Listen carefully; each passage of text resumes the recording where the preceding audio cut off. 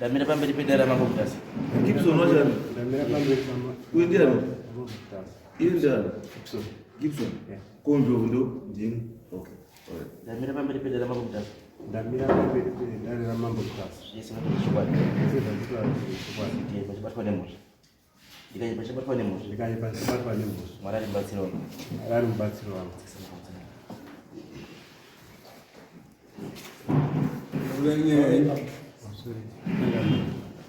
Mbesta Gibson.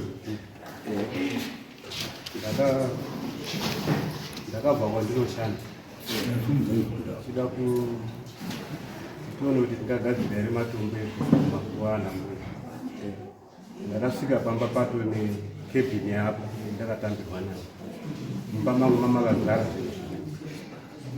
ndiyo nyaya Wati wakabva kwaunobva wobva wasvika pamba pane kebhini mumba mako makazadzwa zvinhu makagadzwa zvinhu.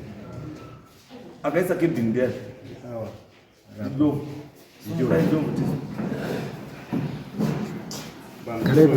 pamusoro ivangu kumambochanga nevatongi vedare ndichizvinetisa kwamuri zvandaikumbira kuti nditaure ini ndotaura ndii mundiregere ndofana kuzokosha mamwe mashopu zvakaitika inini ndailocha kwamutare then ndobva ndafunga kuti upenyu mutauni njani unenge wakuita sei waundinetsa ndikatuma maifanani kuti chienda kunotsvaga pekugara then vobva afamba kwange kuri kunana oktober pamwe misiki unataura zvinozika kwange kuri kunana oktober then zvadaro akauya akawana nzvimbo kuna Victor Mgulu then tobva tazomuvha muri inini ndake ndikubasa muri yakamuvha end December then ndobva ndabata nebasa inini ndakazosvika panzvimbo na mid February zvaitika kudaro nenyaya yekuti paakauya achitsvaga nzvimbo akaona kune nzvimbo yekuti imba yainge isina chinhu mukati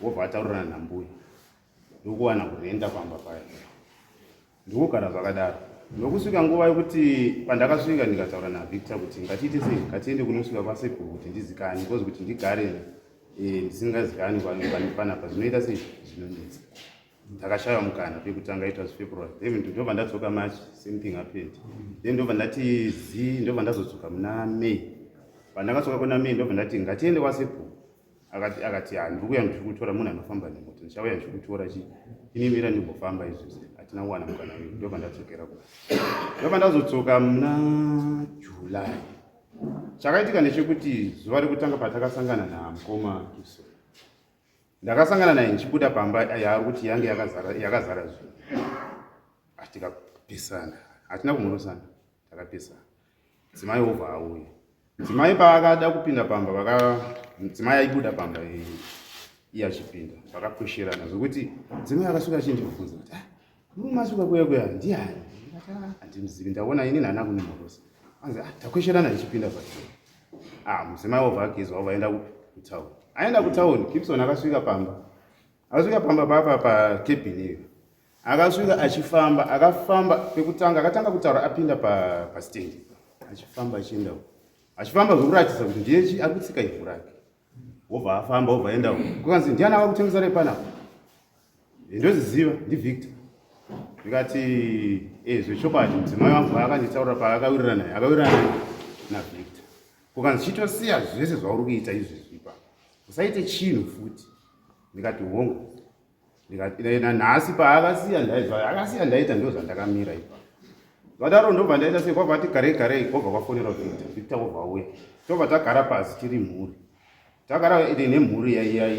yakwamukuru tobva tati tagara pasi kudaro kwakapiwa machances kuti vanhu vataura kudaro ndakapiwa inini time yangu kuti nditaure ndakavataurira ndikati inini kubva kwangu kucholocho kusvika panapa inyaya yeupenyu wangu zvimingamipinyi zvandakaita sei zvandakaibva ikoko and it was through kubasa kuti ndakaoneswa kanzi kuti ukurire pasi ukazviti zviri nani utsvage nzvimbo kuno kuZimbabwe ndiwo matsvakiro andakaita nzvimbo kuno ndaona nzvimbo kuno apa patakagara pasi papa handina kuvataurira nhorombo yangu nanhasi kuti zvinhu zvakaitika but patakagara pasi papo ndakavataurira ndikati inini pane zvinhu mbiri zvandisingarwiri ivhu nemombe inini ndaikumbira kuti kana zvichivhira ndipei mari yangu yandakabhadhara nditobva chero izvi mukandipa munditakura kozi mukandipa mari yangu musina kundipa mari yekutakura kozi ndakatakura zvinhu izvi kozi ndine zvinhu zvakawanda ndichibva kwamutara ndikati mukandipa mari yangu kuti ndiende kunotenga stendi haichakwani so imi munonditakura ende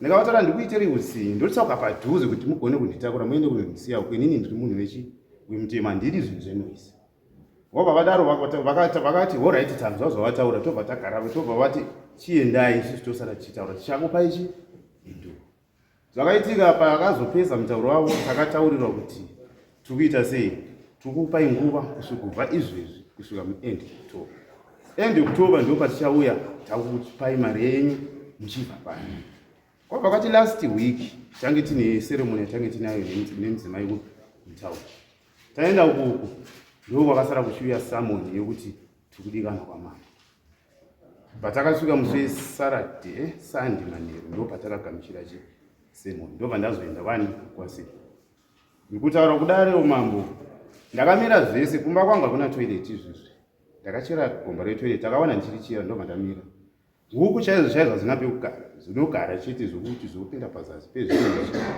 gadheni randange ndakarima inini ndiri munhu anofarira kurima ndange ndarima gadheni iroro ndakasiya mombe zikacha nanhasi mukatuma vanhu ese mabasa ndange ndada kuchera mukoti kozi inini ndiri munhu anofarira kushanda ese mabasa ndakavhona ndobva ndatomira ipapo ndamirira kuti iye Gibson auye andipe mari yangu kozi handina pekuenda nesituation yandakabva nayo kumusha kwedu ndakaprefera kuti zvino nditsvake nzvimbo kunoku kuti ndiwane kurarama kune peace ndashamisika ndakushedzwa kunoku kuti ndine mhosva asi isu tange tawirirana kuti achandidzora mari yangu ndiende inini ivo vosara vachigadzira sei Gibson ari anofanira kudzosera mari iwo akatengeserwa naVictor handina kuti Gibson andizosere mari ivo vakati tichagara pasi semhuri so kuti ivo pavakagara pasi vakazotaurirana naVictor kuti Victor akaramba udzi vakaita sei havana Gibson kusungata makati chiine mari yekudzosera mari ngoma ndakabvunza Victor ndari Victor izvo wakatengesa pana wakanga waudzana ndakakuita zvo zvangu ndega kati wakatengesa mari saka ndakatengesa 1000 tovatazokubvunza futi mangwana saka ndakatengesa 2000 katirini mari wakapiwa iwe inini handikwanisi kuti ndiidzorere kuti handisini ndakabata mari iyo inecho ndakati pamari iyoyi saka inini kuti ndidzorere mari iyo ini handikwanisi iweyo nemunhu wako muona kuti mabva pastendi pangu kuti tine zvinhu zvedu zvatinonga tichida kuita pastendi nekuti mukaona munhu akupindawo muye uchadhi mako achipaza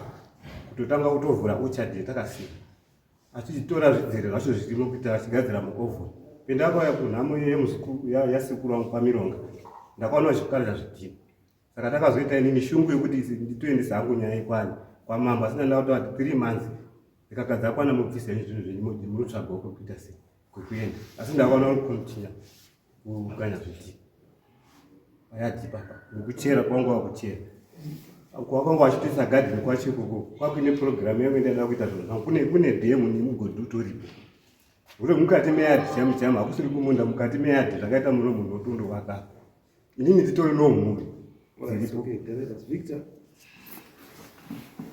asidai nombotora time iwe ndo wakapiwa kamari ndo wakatengesera ndio wakapiwa mari 2000 ndizvo chokwadi 2000 then uyu wati muri kudzosera rini mari yake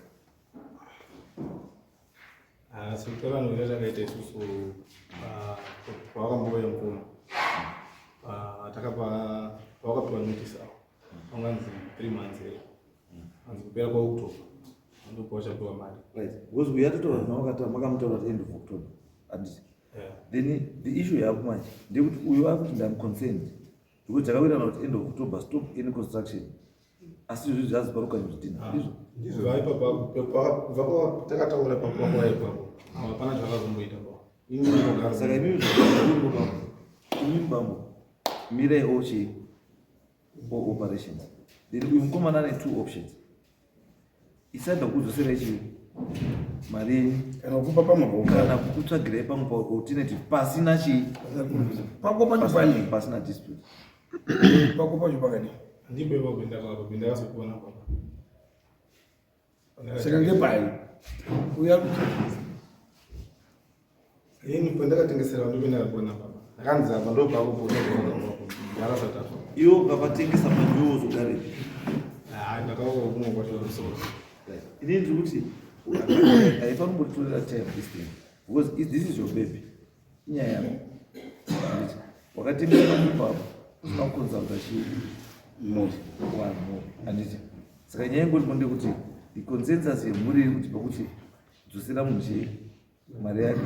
Saka isusu tiri kuti munhu ka anditi ichaida unomutsvagira alternative kana kudzosera mari yake by 30 October. Adzosera mari ndini. Mari ndakashandisa kugadzira pamba. Pauri pamba pavo. Wagadzira chii? Kugadzirisa imba kundinovheta imba. Pauri pamba pavo pacho. Ndini ndakarinovheta imba iyoyo ndikaita vese. Saka munobatsirana. Saka votanzi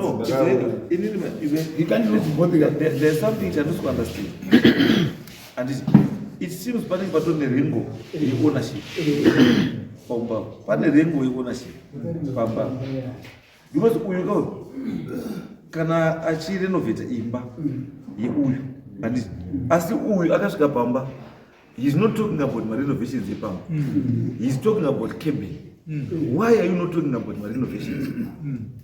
Imba yakanonovetwa. Imba yakangota kakupendwa pedu. Is why can wasopedza nguva ba. Asina kupedza nguva ba. Imba yakaitwa kakupenda penda. Imi makapenda penda imba iri. Makapenda penda imba iri. Inini imba yanga yagara yakapendwa. Mati makapenda penda imba iri. Makasvika pakona imba yakapendwa penda. Ndakasvika yakapendwa penda. Asi imba makabvunza here kuti apenda imba ndiani? Iye ndiye akati ndindapenda mari ndatengesa.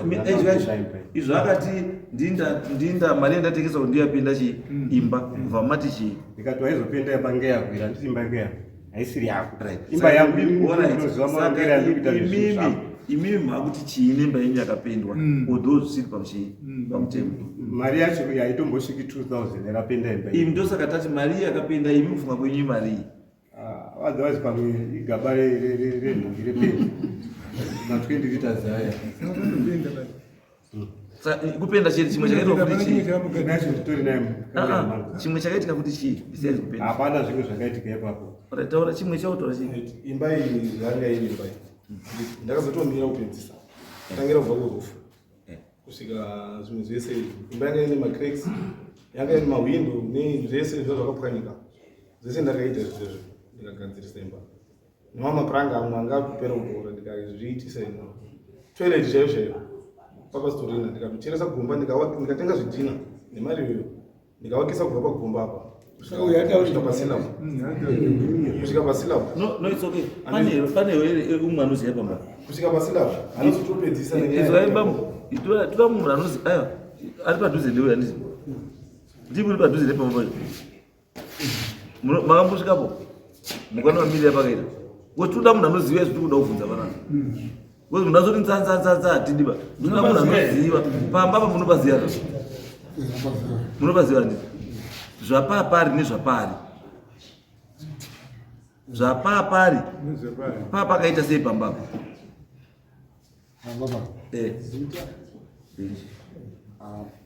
Papa kanguvagiwa masiya kaita sekuru wake. Zviripo zvashata. Chiine chii? Kupenda penda yakwawo. Kutoilet yanga iri kweri? Toilet yanga iri kweri? Yanga iri. Macrake akagadzirwa here? No, it's okay. Calculate you can do that. We need to calculate. Tono kuti imimi muri kudzosa mari kuuku kuti vanhu vakwanise kuona mari yavo by 30. No, isusu we are not worried about that because havana kuiunza kudare kuno kuti tikunesa menya yaonaship. There is a family arrangement yekuti pamba ndipani. Iwo vanodii.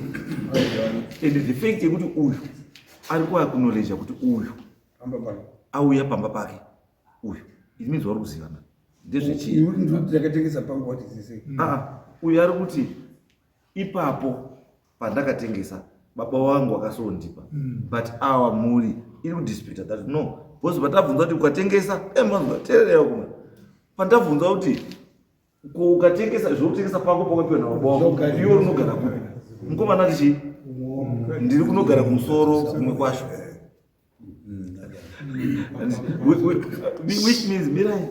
which means kuti mukomana papagara pasiri pake but chakaitika ndechekuti pano pagarisa isaida munhu wepaeri asikauyi panzvimbo uyu wakapedzisira kuyava mbariniyo dai yanga isiri rufu rwekwamironga wakapedzisira kuyava musharini wakapedzisira kuyarini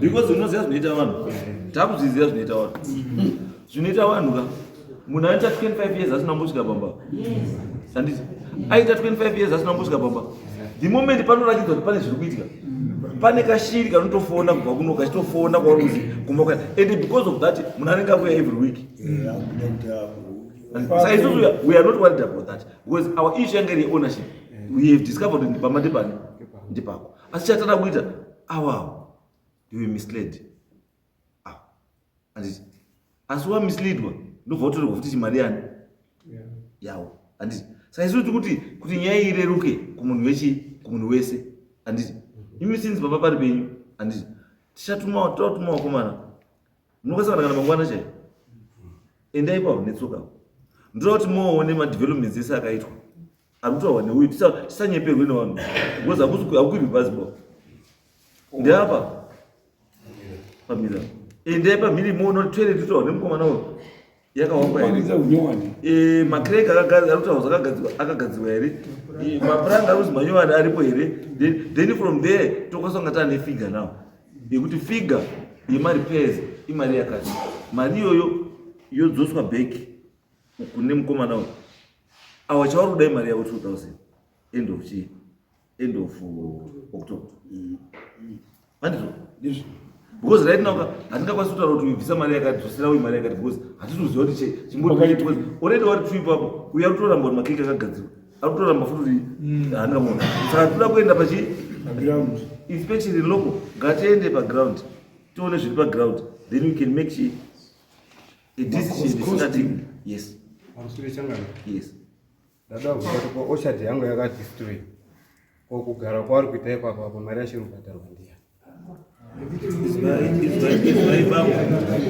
izvaibambo uyu panga ari kugara pamba penyu mamuri mubhadhara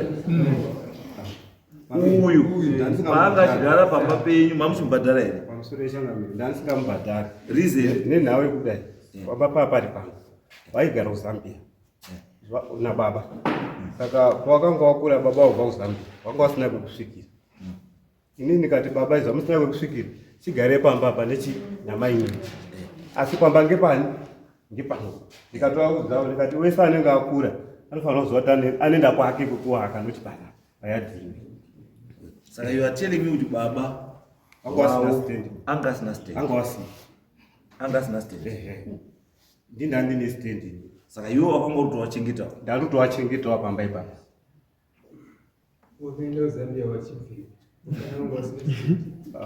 kuzoti vanga vachibvepi handizivi asi ndakasiwa ndiri mucheche ndichikambaira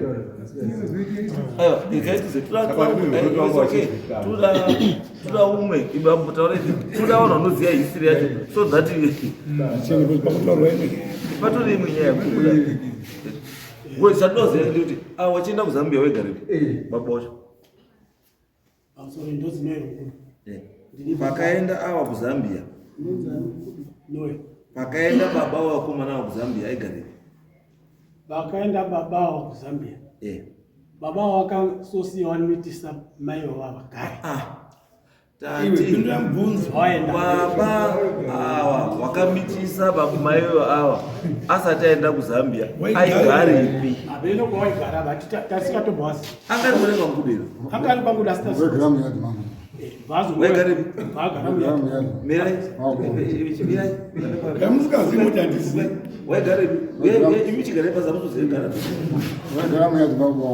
waigara medimani pawaigara pasezvi ndepani Aponga baba. izvozvi ndepani pawaigara ipapo Zvinezvi. Baba ndipo vakazopuwa sekura chavo. Kasi wewe ndio kugara pana sekura. mauda kuzenga ndati baba vavo ava wasati waenda kuzambia aigarepi mukataura aigara kuti aigara mustendi mani aigara mustendi menyuka meaning kuti stendi yake iri mustendi menyu mirai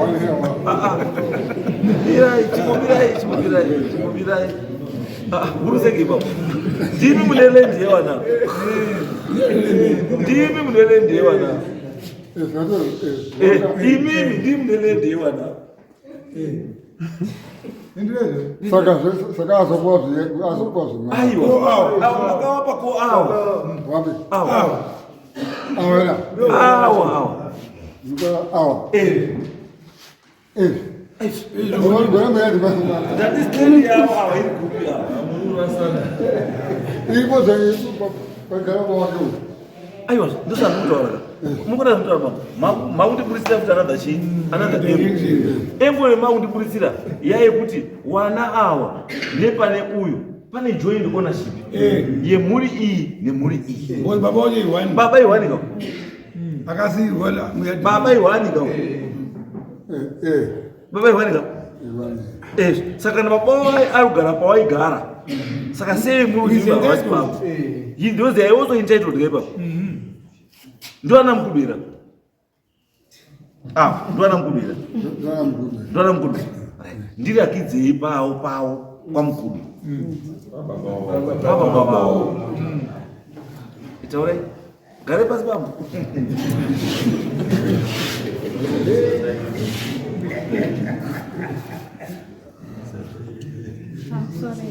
yes Ndonzi Elizabeth Mbirikira ni mukudu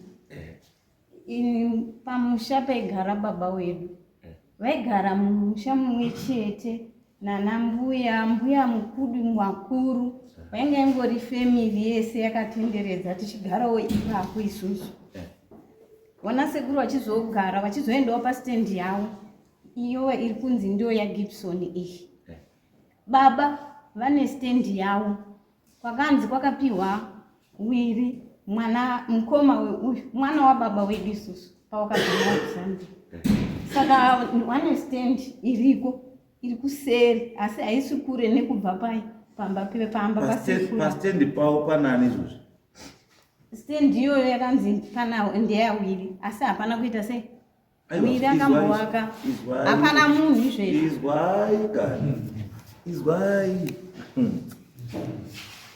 stendi haiite yawiri ba kana paine wana wakomana 4 inokozi ndeyawiri seiko iyo iri yemhuri yekuzambia panozi pamuzambia ndoda pastendi panozi pamuzambia asi yanga isiri stendi yamuzambia yanga iri stendi yamai wedu isusu yanga iri stendi yamai wenyu imimi saka ndivanati pastendi yamai wenyu imimi muzambia yakapiwa papi because muzambia mwana wamai wenyu haasi mwana wamai wenyu ere muzambia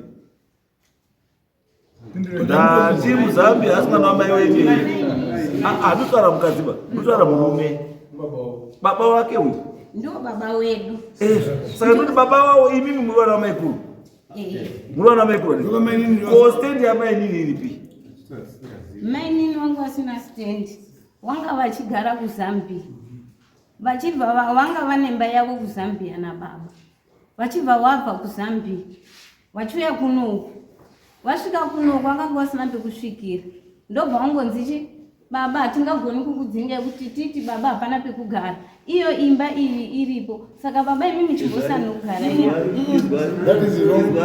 makutondipa imwe picture but you are not giving me another picture because you can't tell me mimi wana imimi kuti munotaura kuti baba makatomuzwiraimai wenyu anipe kugara saka mai wenyu akavakirwa nanini saka mai wenyu akavaka papa pamukudu maakavakangaakupiwi mai mai haapiwi stendi unopiwa mwana anogona kuramba Is why don't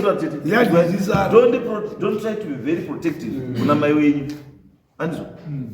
Because to me it doesn't make any sense. Baba wenyu kana ngena wakadzi 2. Anditi. It means baba pani pangarugara.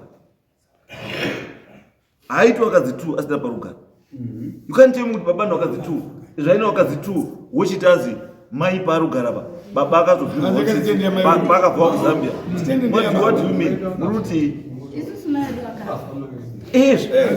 mai akafa handiti vanga vasingachatogari mumusha mamukuru asi wakambuka stendi yavo ndiyo yakafaje yababa yacho iyoyo ndiyo yandiri kutaura kuti ndo pakanzi panofanirwa kuvakani mukoma wa Victor ko Victor inini handizivi bozipaakandopanina nomali pacho kaipa ko hamungati panova 4 boys moti 1 ndiye anowakapa ko wamwe 3 Wendo Zambia. Ndo mshako. No, it's better. Is why is nduta. Nduta chokwadi. Muruza ndo. Taurai chokwadi. Don't make up stories. Taurai chokwadi. Kwese ndio mata za kuvunza. Yanota za kupindula. Tati baba wana Victor achienda ku Zambia. Aigaripi mata za upindula. Ndikataura. Izvozvi right now maakutaura kuti pamutatu kugara namai izvozvi pana Victor pacho paatengesa ndipo taigara tiri. Aiwa handizvo zvandataura. Ndati pane musha mukuru. Ini chandisina pamusha mukuru apa pakati pasekuru apa nasekuru avanana baba. Urutaura zvakasiyana nehanzvadzi yenyu kana. Hanzvadzi yenyu yacho yakazwira muZambia tsitsi vakabva kuZambia kuzanga sina pekugara. Vakamuti garai mumba kana makomana mazokura umwe naumwe ngaende kwake. Handizvo zvataura izvo. Saka muruti stendi ya baba. Ingari stendi ya baba wao. Saka sei muti stendi yasekuru wa Victor ndio stendi yasekuru wa Bright. Saka sei muruti stendi yasekuru ndiya Bright. Mira Victor kutora garai pa stendi. Gara chipotara yotizo. Tinofunga inini ndakaya kugara muZimbabwe ndiri mwana muduku. Chisvika ndakanzi takaudza tese tosvikira apa ndepani ndepababa wangu Gibson mukuru baba wangu inainzi Edward anditi ndope ndakakurira kubva ndofunga ndine 9 to 8 years and now I'm 34 ndopa ndakakurira pamba yopa baba asati afa ndine togara nababa ini ndine nyambogara nababa wedu tese tete namukoma anditi akandipowo akanditi yo kana ukazofungwa kuwaka wazita mari uzowaka wachi usasiwo nedhemu and ndofunga makore ese ndope ndaitorima ini nemhuri yangu ndakazopa apa ndope ndaitorima kana ukabvunza mundara ndoziziva rako ndope ndaitorima ipapo mandazovakawo kaimba kangu nechokumusoro kweminda handiti saka inini mbona pane nyaya ndekuti kana avo vakabva kuZambia wanema 3 years 4 years usually right now is 34 ari kugara pasame sponsini only for you to come and tell them kuti hapasi penyuma when he has been there for 34 years nababa wake akafira ari baba ena baba wake ipapo then nhasi unomotanga kuti hapasi pababa wako. What do you mean? Ko baba waimbogara apa paigara iye wavo muri nababa ipapo waigara apa uchiti ndepani? Sorry, Mama. Yes. Kuziva kwandinoita ini pamusha panogara mukomana uya kuzi Gibson. Musha medu wasara mukuru ndipenjuyo. Kuzi ava wana handiti sekuru mukuru aizi Gibson mukuru ndiye akanga aine imba iyoyi. Musha iwoyo aizi Gibson mukuru. Aine mudzimai wake aizi Constance Milonga. Milonga uyo akanga asina mwana. Handiti saka baba mi Gibson akadini vakanga ashaya mwana handiti vakasvaga imba yokudanga mvura kuChinyausonzi kuChinyausonzi kuyoko kwakabva kwanzi ini ndozivasini Gibson mugudu baba mnini wangu wangu naika akabva atsvaga imba yake kuChinyausonzi ndo kwatakagara inini Ozivasi naConstance Milonga naMonica sikana wangu anonzi Monica totagara kudanga mvura zvazi Gibson ane umwe mwana wake muzukuru waZengeni anonzi ani anonzi Edward Mkudu. Edward uya tobva adini ndobva auya tobva tagara tisi kupi kudanga mvura.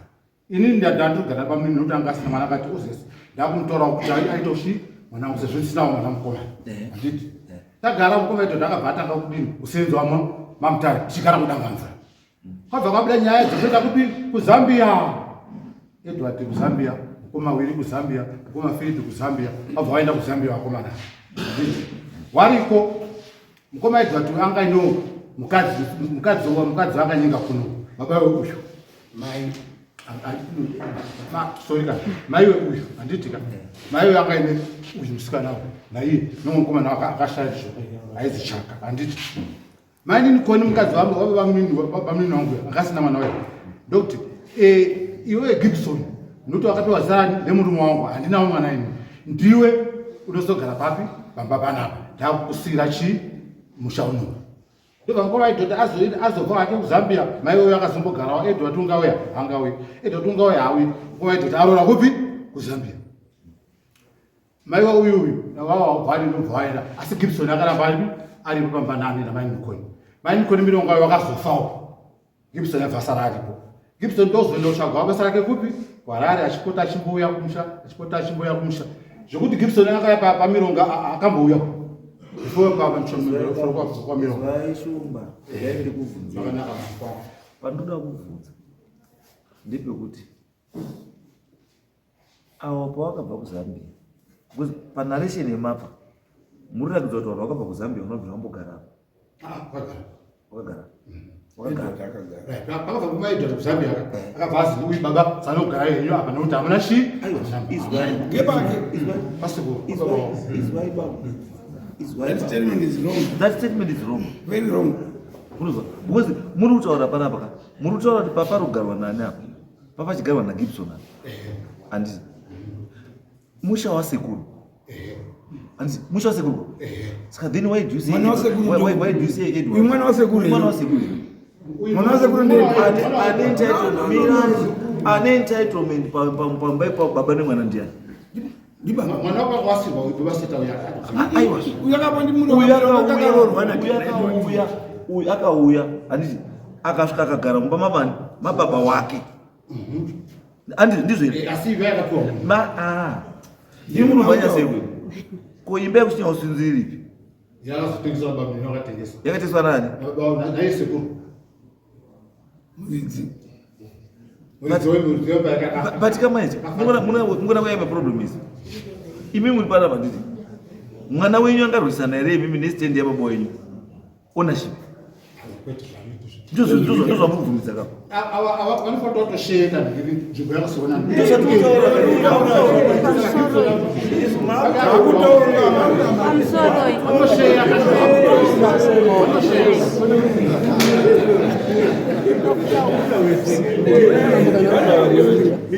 musaite hasha irikutoti munerechei nesolution because muona zvamunoita zvamunotaura munomu zvinoshepa futi marelations enyu nevanawa kunzewo kana wanawa mangwana wako kubuda kunzewo vasingakurespecting musazoshamisike nazvo because ndimi mukutanga kuwaramba because muta ungaizivi kuti kuzvarwa kuZambia idambudziko zvakaita kuti wanawa havasiri kwamukuru nekuti wakazvarwa Zambia akasara aripo ndiye mwanya chai simbane pato izvo izvo bambo zvamutaura munokazandiedza kuti bambo bambo zvandikutaura kana wamwe mwana wese warozi ngautsvake kugara handitika mwana wese ngautsvake kugara munozwa izvi zvese zvamunotaura iyese izvi zvese izvi zvamunotaura iyese because mukomana mazwa pataura kuti pakafa sekuru angani makore mangana Gibson angani makore mangana pakafa sekuru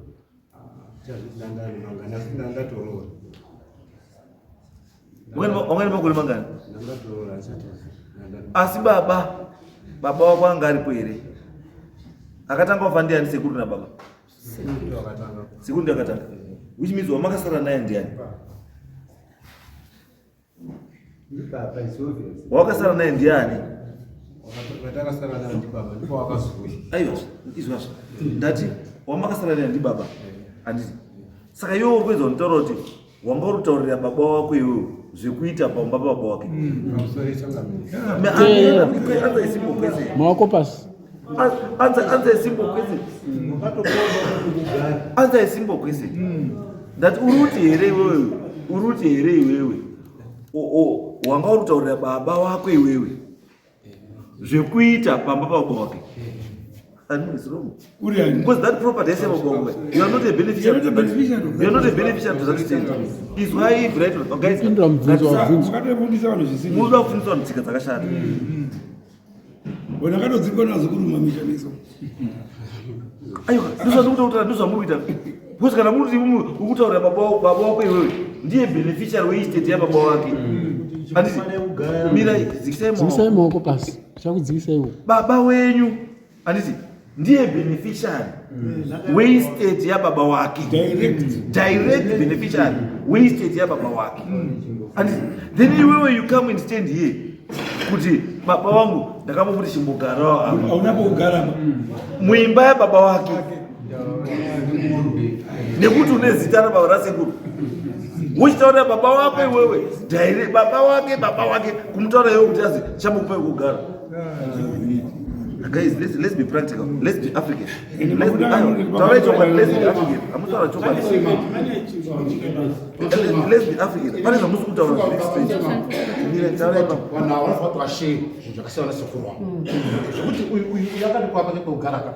Usimba ya pake kugaraka. Uyani pake kugaraka nditi. Asipazo tipazo tengeserwa awachi nikirikeni spray njimbo yake uyu. Asisaka awantu ngaudi ceremonial ya zvatopera awo gara zvakadini zvakanaka mushamiri noti zvamukoma wangu nasikuru wangu tingori nazvo pana akatora asi apa pazopinda iyi ndeyekuti tidzosera wachi munokwezga ere shumba katudza kutaura kuti patikuedza kutaura isusu kabango shumba sarambai makamira titaurirana isu toda kuita zvinhu zvinovaka ukama noti zvinoputsa chii munozwa ndopatikuda isusu kuti isusu ngatite solution inobatanidza chii family noti inopwanya chii inopwanya family.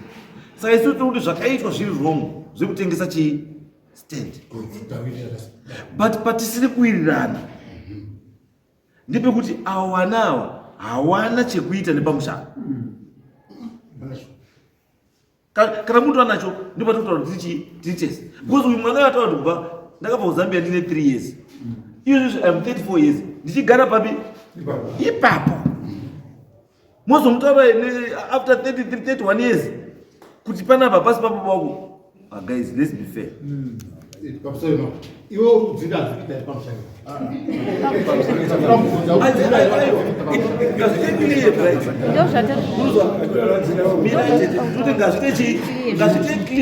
We want to know kuti kana mimi muri kuti was statement yemataura yekuti Victor akapenda imba yangu nduze one kaba. It means that you are giving yourself total ownership yemusha. You are giving yourself total ownership yemusha. Yekuti Victor hakwanisi kutopenda imba because yese yake ndiyako. Ndozvauza kutaurira. Saka ndozvubvunza na baba kuti iwewe uruti Victor ngaabvere pamba. Victor ne pake paakatowaka. Ausupindura. Handikuti Victor ave pamba papa. Victor nditone munini wangu atone ne pake paakadini paakawaka. Uko akazototengesera awo. Ndiko tapesana ipapa. Brazi pamusoro changami. Imba yadhiyo yakanga yatengesa.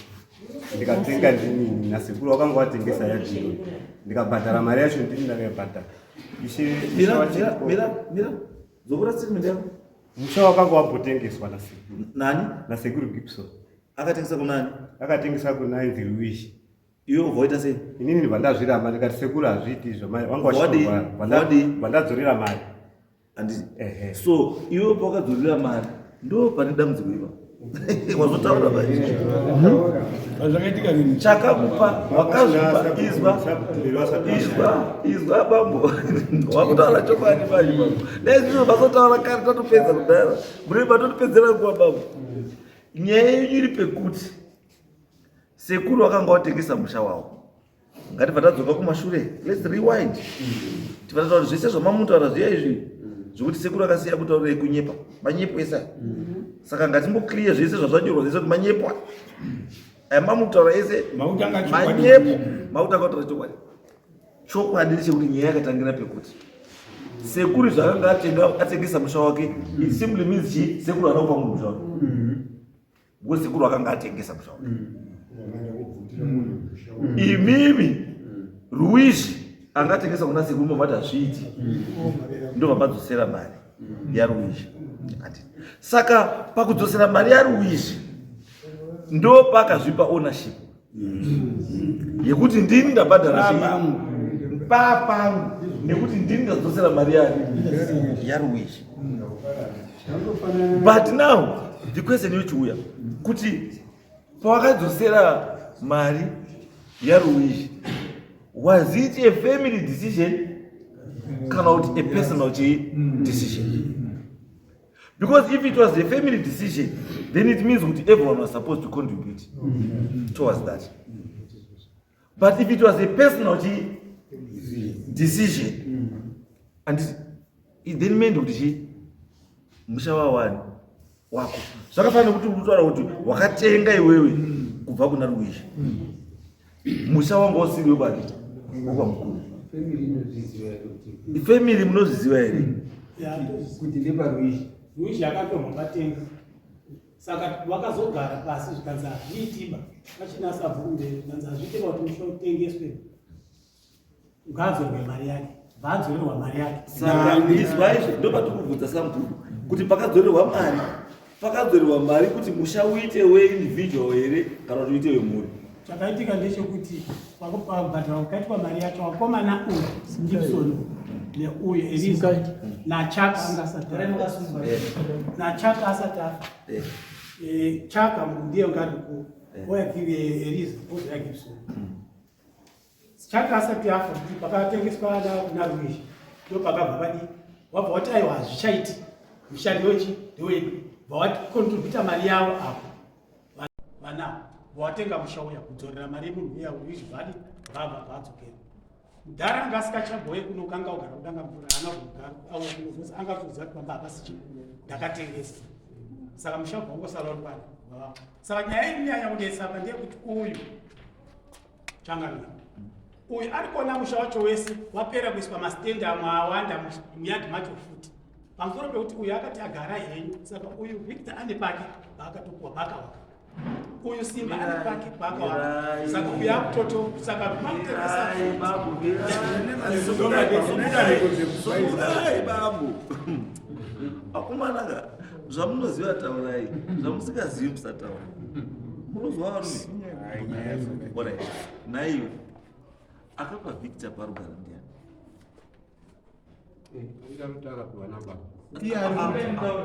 Panzvimbo yako iyi pasitendi yako andikoti stendi yako iyi.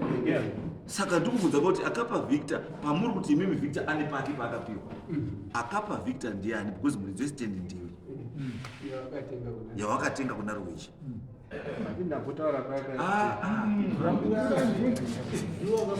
Ndiwe here wakapa Victor kana kuti kwete? Because kune zvese zvamurutaura murutaura kuti ona wemusha uyu akaita repossess musha kubva kuna Ruishi ndiwe.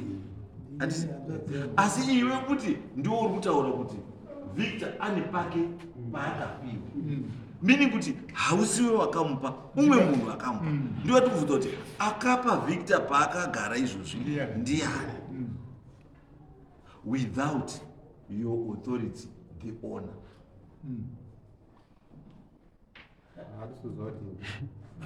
Wandiona ndakatongoona wakati Victor uzvamona hapo hapana zvakataura kuti mana mukuru garai pasi kutaura chimwe chechipiri Changamire inini naRuishi naSerena naBenji titori nehondo dzomukona rupenyu hwakadaizvo vekwaMukudwa vari kukanira kasitendi kevu koshopiri apo kumanika bridge koiri kujeni kokudanga mvura koold location koseving station iri apa pekuti tichichibva kudanga mvura tichipinda kudai pamakuwa pati ndezvani inini ndini mwana wekwaMukudwa Zita randakapiwa kuti ndi mwana mkudu nauye mai mkudu anga asina mwana ngerekuti sipiwe.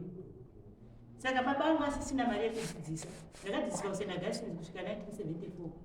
Neo kwa mkudu. Handizve. Mukoma handizve. Mukoma dondoro handizve. Vane property yakakwana vanhu vari pamkudu. Wakunetsana nemwana wemumba mavo. Odhokishe ndirudyiwa nani. Inini nditozi